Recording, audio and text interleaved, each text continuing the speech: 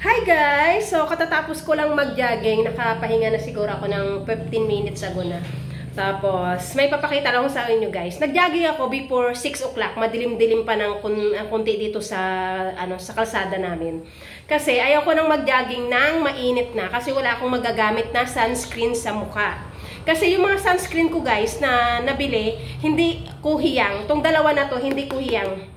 Itong isa, binili ko to sa Singapore bago ako umuwi ng Pilipinas para may magamit ako. Dalawa to. Naubos ko na isang maliit, sa katawan ko ginagamit. Ito, hindi ako hiyang pag sa mukha ko ginamit kasi namumula siya tapos namamaga yung mga dito ko talaga kasama yung mata ko namamaga.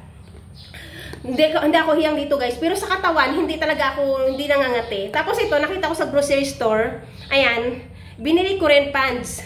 Ginamit ko sa mukha minsan, nangate. Tapos namaga din. Tapos may kinain pa kasi akong iba. So akala ko, na-allergy ako sa ibang pagkain.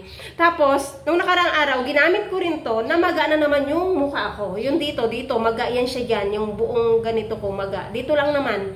So, pero pag ginamit ko sa katawan, hindi ako nangangati. So, hindi ko alam bakit iba yung ng balat ng mukha ko sa katawan ko. Hindi talaga siya, Kaya, wala akong magamit na sunscreens, guys.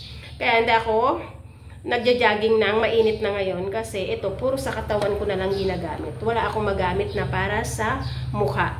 Pero itatry ko, pag napunta kami sa grocery store, itatry ko yung Belo. Nakagagamit ko na yun minsan, so parang hiyang ko yun. So itatry ko rin yun.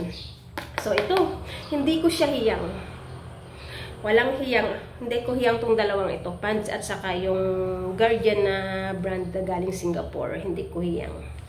Kawawa. So yun lang.